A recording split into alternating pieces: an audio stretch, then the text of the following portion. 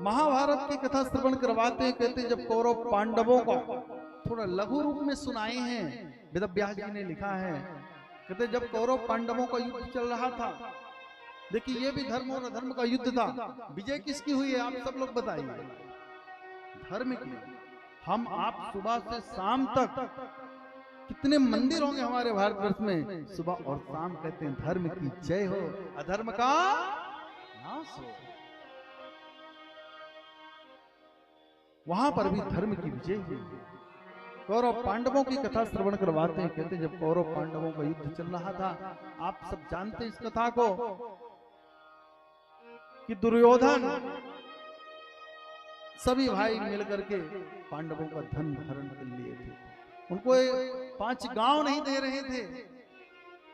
हमारे श्री कृष्ण भी समझौता में आए थे, लेकिन इनका भी स्वागत सत्कार इन्होंने दिखावटी करने को सोचा।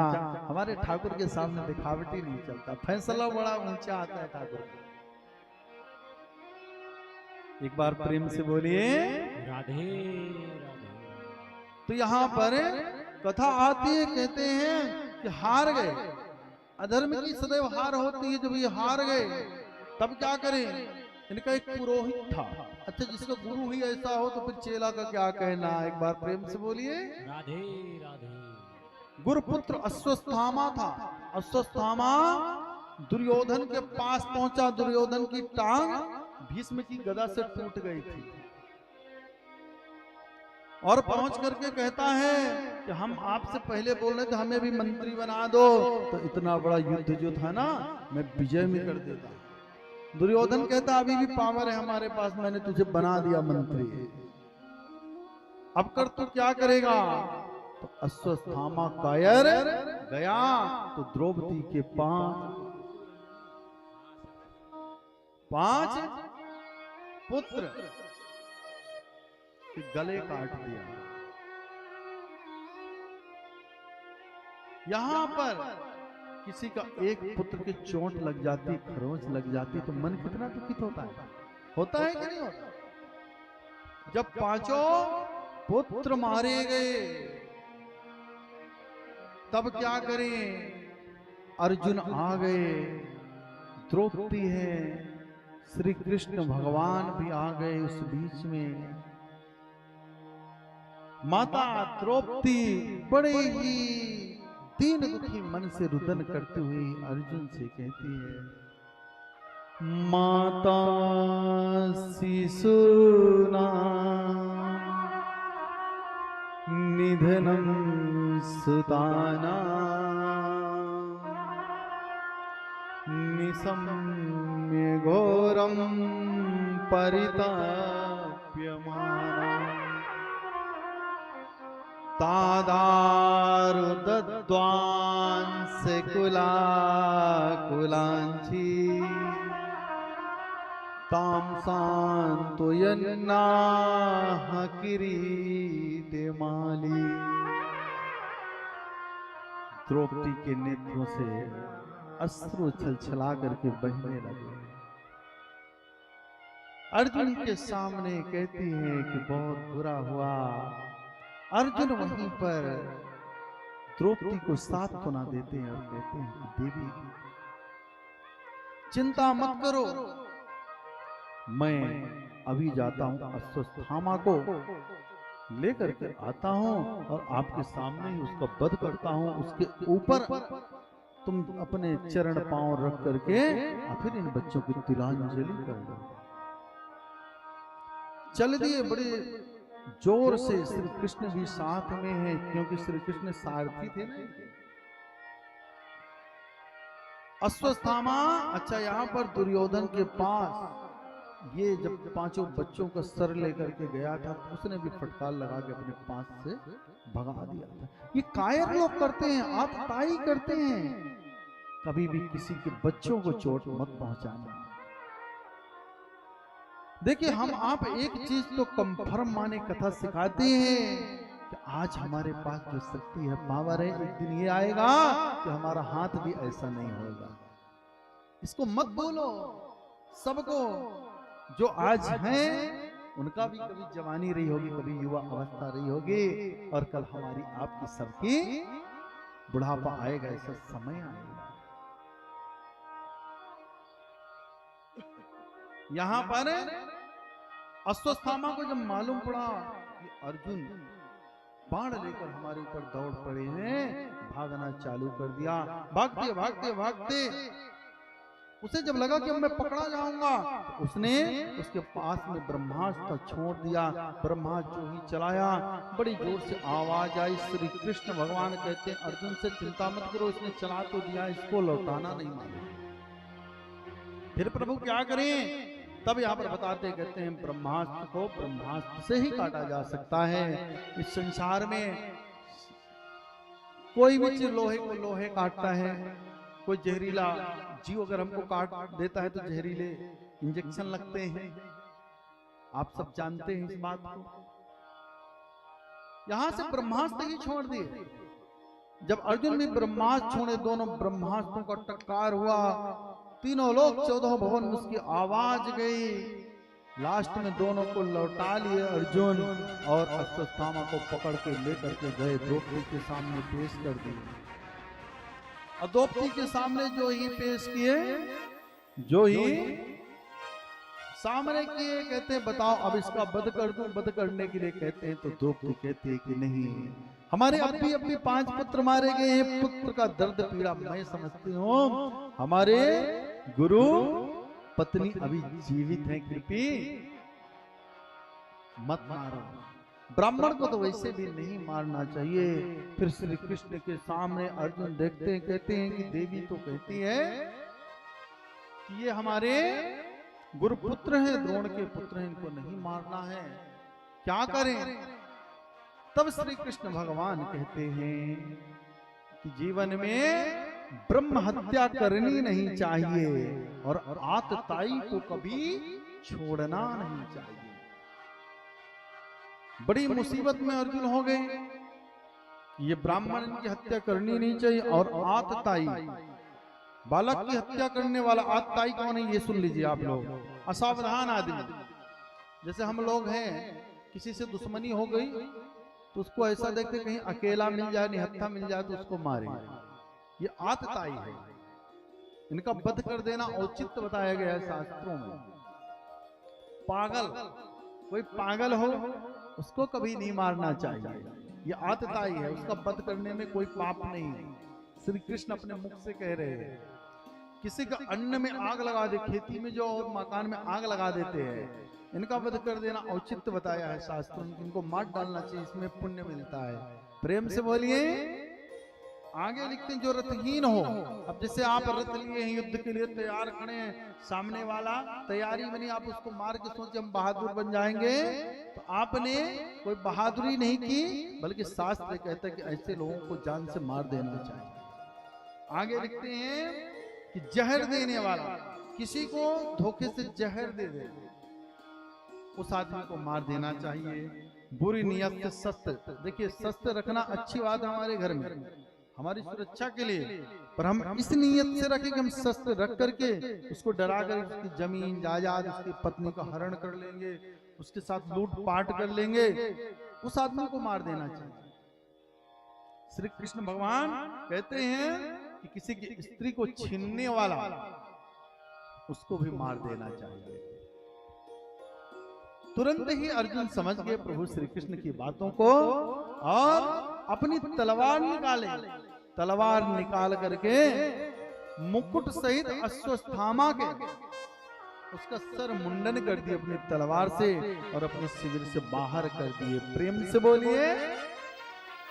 देखिए इस संसार में अगर किसी को पकड़ करके उसको मुंडन कर दिया आप जबरदस्ती, और उसको भगा दिए अपने घर से या गांव से, समझिए मृत्यु के जैसा ही उसका जीवन होगा। इस प्रकार से अश्वत्थामा वहां से चला गया। प्रभु श्री कृष्ण, अर्जुन, द्रौपदी सब लोग गए हैं कहां? गंगा के तट पर तिलांजलि देने के लिए। उसी समय पर बड़ी जोर जोर से आवाज आती है, पाहि पाहि महायोगी देव देव जगतपति, नान्यम तद्भयं पश्ये यत्मित्युः परस्परम्। कृष्ण कृष्ण महाबाहो भक्तानां भयंकरा त्वमीको ह्यमानानां वर्गेषु संस्थितः। हे कृष्ण बचाओ, हे कृष्ण बचाओ। उत्तरा ऐसी आवाज करती हुई श्री कृष्ण की ओर दौड़ी। देखिए अश्वत्थामा बड़ा दुष्ट आत्मा था। जाने के बाद में, इतना दंड मिलने के बाद में, जो पापी और क्रूर होते हैं उन्हें आप कितना भी दंड दो सुधरते नहीं जल्दी। प्रेम से बोलिए। आवाज बहुत कम आती, पता नहीं क्यों आप लोगों की। एक बार जोर से बोलिए और भाव से बोलिए और एक बार बोलिए। इस प्रकार से अश्वत्थामा ने क्या किया था, फिर से ब्रह्मास्त्र छोड़ दिया था उत्तरा के गर्भ में, ये पांडु का वंश नष्ट हो जाए। इस प्रकार से उत्तरा पुकारती हुई भगे भगे आई कि प्रभु हमारे इस गर्भ की रक्षा करे। पाहि पाहि महायोगिन देव देव जगत, हे जगत के रचयिता कृष्ण आप रक्षा करें हमारे गर्भ की। श्री कृष्ण भगवान अपना चक्र सुदर्शन छोड़ दिए और उत्तरा के गर्भ की रक्षा की। आगे चल करके उसी पुत्र का जन्म हुआ। बोलिए परीक्षित जी महाराज की जय। यहाँ पर परीक्षित जी का जन्म हुआ और श्री कृष्ण भगवान पूजने के लिए कहां चले गए, हस्तिनापुर चले गए। आगे चल करके उनका नामकरण संस्कार हुआ। देखिए यहाँ पर भी जब जन्म हुआ है ना युधिष्ठिर ने, जब तक हमारे घर में पुत्र बेटा बेटी संतान का जन्म होता है, जब तक उसकी नाल नहीं कटती तब तक सोबर सूदक नहीं लगता। आपके यहाँ सोबर कहते हैं, कहीं कहीं सूदक कहते हैं, तब तक नहीं लगता। जो ही नाल कट जाती है तब चालू हो जाता है। तो यहाँ पर युधिष्ठिर जी ने बहुत सा धन दान किए प्रसन्न होकर के। इस प्रकार से आगे चल करके नामकरण संस्कार हुआ। तथा सर्व गुणोदर के सानुकूल ग्रह होते जग्गे वंशधरा पांडवर भोरिया पांडवरिवोजसा। नामकरण संस्कार में पहला नाम पड़ा क्या, बोलिए परीक्षित जी महाराज की जय। एक नाम उनका विष्णु ज्ञात भी पड़ा, क्योंकि विष्णु भक्त थे। हमारे संतों की टिप्पणियां हैं कि परीक्षित जी का जब जन्म हुआ है तो उठ के बैठ गए और निहोरा करने लगे कि वो प्रभु कहां है जो हमें गर्भ में दिखे हैं। संतों ने अपने भाव प्रकट किए हैं। आगे चल करके वहां के वो राजा हुए, बड़ी धर्मात्मा राजा, बड़ी पुण्यात्मा राजा। राजा का ये धर्म है, वह सदैव न्याय का फैसला करे। राजा परीक्षित वही करते, सभी यज्ञों को 100 बार किए थे और सदैव सबके साथ न्याय करते थे। देखिए विक्रम बेताल की किताब आप लोग पढ़िएगा, उसमें लिखा है कि जिसको पद मिले, प्रतिष्ठा मिले न्याय करने की, और वो औचित्य न्याय न करे तो उसके मरने पर जश्न मनाना चाहिए। प्रेम से बोलिए। अगर परमात्मा ने आपको न्याय की कुर्सी में बैठाया है और अन्याय करे तो उसके मरने पर खुशी मनाना चाहिए, विक्रम बेताल ने कहा। इसीलिए परमात्मा कभी किसी को ऐसी जिम्मेदारी देना तो बड़ी भावना से न्याय उचित फैसला करना चाहिए।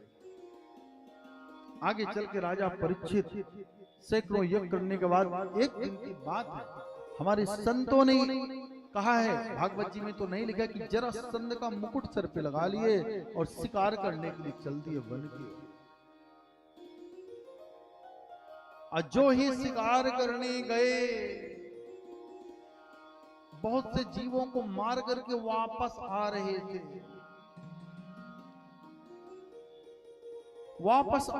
थे। तब इनके मन में एक विचार हुआ कि जल ग्रहण किया जाए, पानी पिया जाए। एक संत भगवान मिल गए। संत भगवान बैठे थे, उनका नाम था समीक मुनि। वेद व्यास जी महाराज लिखते हैं, इतिलांगित मर्यादम तच्छकः सप्तमीहनि तदच्छन्ते स्म कुलांगारम चोदितो मे तद्रुहम्। कहते हैं कि समीक मुनि बैठे थे, परमात्मा में लीन थे, और वहां पहुंचने के बाद में उनसे जल मांगते हैं पीने के लिए, लेकिन उन्हें तो कुछ होश था नहीं। अब क्या करें? एक मरा हुआ सर्प पड़ा था, राजा के मन में क्रोध उत्पन्न हुआ, ये संत हमसे बोला नहीं, मैं राजा हूं यहाँ का। मरा हुआ सर्प पकड़ करके अपने बाणों से और समीक मुनि के गले में डाल दिए। जो ही गले में डाले और अपने घर पर गए। घर पर पहुंचने के बाद में उन्हें ध्यान हुआ, जब मुकुट निकाल कर रख दिया कि हमने बहुत गलत किया, पश्चाताप करने लगे और कहते हैं कि जो भी है तो बड़ा अच्छा हुआ। उन्हें श्राप मिल चुका था। किसका? वहां पर कुछ बालक खेल रहे थे, वो बालक देखे, क्या देखे कि समीक मुनि के गले में सर्प राजा ने डाल दिया है, तो जाकर के बताएं किनसे? उनके पुत्र श्रृंगी से। श्रृंगी वहां से भगे भगे आए, जल लेकर के आए। जो ही जल लेकर के आए, देखते हैं पिता के गले में मरा हुआ सर्प पड़ा है, तो लेकर के जल तुरंत श्राप देते हैं। क्या श्राप देते हैं?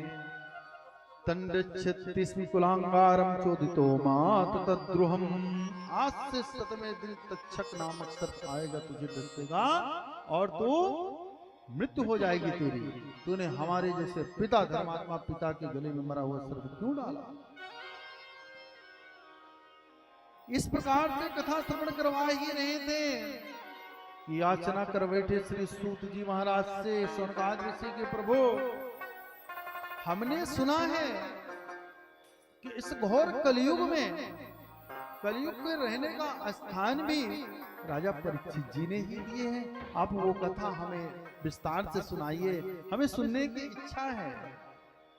उस कथा को भी श्रवण करवाते हैं। कहते हैं पुनश्च याचमानाय जात रूप भदत प्रभु। कहते एक दिन की बात है, राजा परीक्षित धर्मात्मा राजा थे, घूमने के लिए अपने क्षेत्र में निकले थे। अपने क्षेत्र में घूमने के लिए निकले थे, तो एक जगह पर देखे एक पांव से एक बैल खड़ा हुआ है, और एक काला पुरुष शूद्र के वेश में, शूद्र राजा एकदम काला है, लोहे के मुकुट आदि कंगन लोहे के सब पहने खड़ा है, और गौ माता को डंडा मार रहा और बैल को लात मार रहा। गाय और बैल दोनों के नेत्रों से अश्रु बह रहे हैं। देख करके बड़ा क्रोधित हुआ। राजा परीक्षित कहते कौन हो तुम? तलवार तुरंत निकाले, मैं तेरा वध कर दूंगा। हमारे क्षेत्र में तू गौ,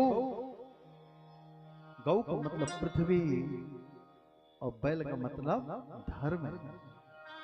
विप्रधेनु सुर संतहित लीन मनुज अवतार, निज इच्छा निर्मित तनु माया गुण गोपाल। इनकी रक्षा के लिए तो परमात्मा भी प्रकट होते हैं, भगवान का भी अवतार हो जाता है। यहाँ पर भी वही हुआ। राजा परीक्षित जो ही तलवार निकाले तो कलयुग को डर लगा कि हमारा वध हो जाएगा, तो शरण में चले गए। और जो ही शरण में गए तो अपने दादा पांडु की राजा परीक्षित को याद आ गई कि हमारे दादा ने कहा था कि जो अपनी शरण में आ जाए उसे क्षमा कर देना चाहिए। क्षमा बड़न को चाहिए। क्षमा कौन करता है? बड़ा ही क्षमा करता है। आप जाइए किसी डॉक्टर को गाली दे दीजिए, वो आपको गाली नहीं देगा। आप जाइए कलेक्टर को गाली दे दीजिए, आपको उल्टा गाली नहीं देगा। लेकिन जाइए किसी मूर्ख आदमी को गाली दे दीजिए तो लट उठाएगा और प्रेम से बोलिए, तुरंत क्षमा कर दिए राजा परीक्षित। कहते अब तू बता कि तू क्यों ऐसा किया? तलवार अंदर डाल लिए म्यान के अंदर।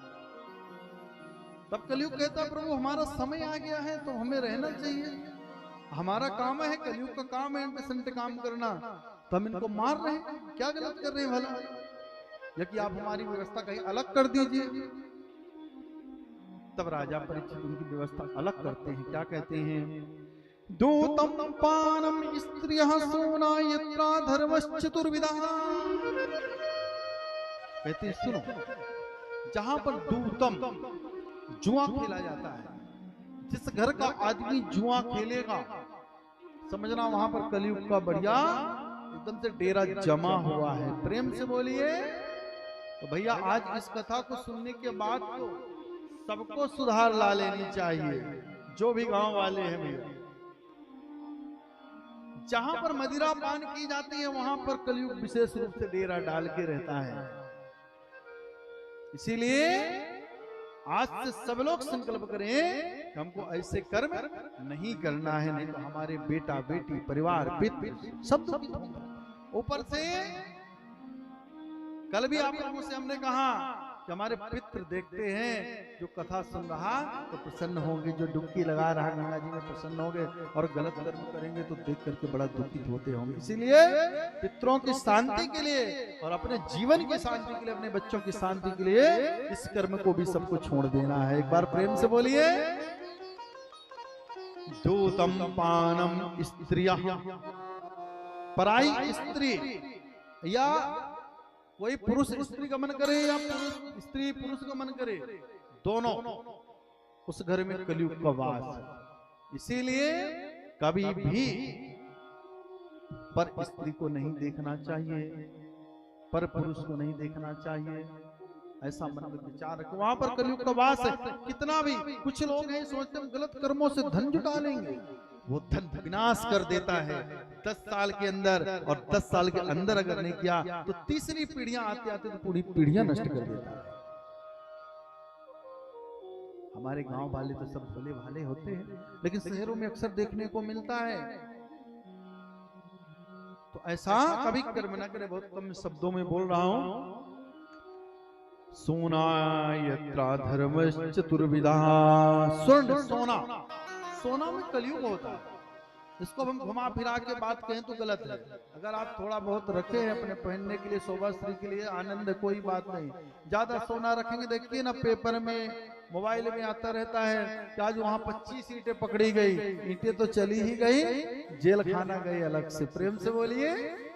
इसीलिए भैया अपने पहनने के लिए खूब चकाचक बनवाइए, पर ज्यादा नहीं। वैसे भी गांव वाले हमारे तो सब सीधे भोले रहते हैं, ज्यादा ईंटें नहीं बनाती। पुरानी रखी हो तो अलग बात है। सोना मिलना भी, कहीं पड़ा मिल जाए वो भी दोष है हमारा, अगर गुम जाए वो भी दोष माना गया। इसलिए जितना हो उसको सुरक्षित रखें, और दीपावली के दिन उसकी पूजन भी करनी चाहिए, ताकि उसमें कलयुग का ज्यादा प्रभाव ना हो। आगे लिखते हैं, यत्रा धर्मस्तुर्विदा, बूचड़ खाना। अपने गांव की भाषा में कहें बूचड़ खाना का मतलब जहां पर अहिंसा होती है, जीवों को मारा जाता है, वहां पर कलयुग का वास है। अगर कोई मांसाहार भोजन करने वाला हो तो भैया आज से ही छोड़ देना। कितना सुंदर सुंदर भोजन बना है, दाल रोटी पूरी सब्जी खीर रसगुल्ला रबड़ी रसमलाई, खूब छानो घोटो मजा करो भैया। क्या गंदी चीज खाना, समझ लेना। जैसे आज काट काट के खा रहे हो आप। कुछ लोग बोलते हम तो काटते नहीं, गुरु कटा कटाया मिल जाता है। अरे तुम खाते नहीं तो कटता क्यों? प्रेम से बोलिए राधे राधे। वैसे कटने वाले वहां की कथा आएगी प्राचीन बरही की। इसीलिए संकल्प करना। 5 जगह रहने के लिए दे दिए, पहले तो 4 जगह ही दिए थे। उसको संतोष नहीं, कलयुग की विशेषता जिसको संतोष ना हो उसके ऊपर कलयुग सवार है, तो 5वें स्थान में सोना दिए थे। इस प्रकार से इस कथा को श्रवण करवाए। आगे कहते पुनश्चियाचमानाय जातरूप मदात प्रभु। फिर से उसने याचना की कि प्रभु हमें और दे, तो और दे दिए कि जहां गाली गलौच होती हो, जहां कलह हो, जहां दुष्टता की बात हो, जहां क्रूर कर्म हो, वहां पे जाके निवास करो। वेद व्यास जी लिखते हैं कि इन चीजों से कुछ लोगों को तो विशेष दूरी बना लेनी चाहिए। धर्म वक्ता, जो धर्म का शास्त्र का व्याख्या करता हो, दूसरों को समझाता हो, बताता हो, उनको इन कामों से बचना चाहिए। राजा को बचना चाहिए, नेताओं को बचना चाहिए। कुछ लोगों के लिए तो बहुत ही विशेष बता दिए। इस प्रकार से कथा श्रवण करवा रहे हैं। बोलिए परीक्षित जी महाराज की जय हो। इसके बाद कहते कि अब हमें राजा परीक्षित की कथा सुनवाइए आगे की, कि कैसे उनका अनशन रहा, कैसे तक्षक नामक सर्प आया। तब बताते हैं कि सुनो, जो ही यहां से गए अपना मुकुट निकाल कर रखे तो उन्हें मालूम पड़ गया कि समीप के पुत्र सिंगी ने हमें श्राप दिया है। राजा परीक्षित मन में कहने लगे कि बहुत अच्छा हुआ, मुझ जैसे अधर्मी पापी आदमी को ऐसा ही श्राप मिलना चाहिए, क्योंकि हमने एक सीधे साधे भजन करने वाले संत को छेड़ा। लांगित इत मर्यादा, जो मान मर्यादा से भी कोई मतलब नहीं, सिर्फ प्रभु से ही मतलब रख करके बैठा हो, उसको हम जाकर के छेड़े थे, हमें बहुत अच्छा श्राप मिला। ऐसा राजा परीक्षित अपने आप में कह रहे हैं, वो मुकुट डालने के बाद।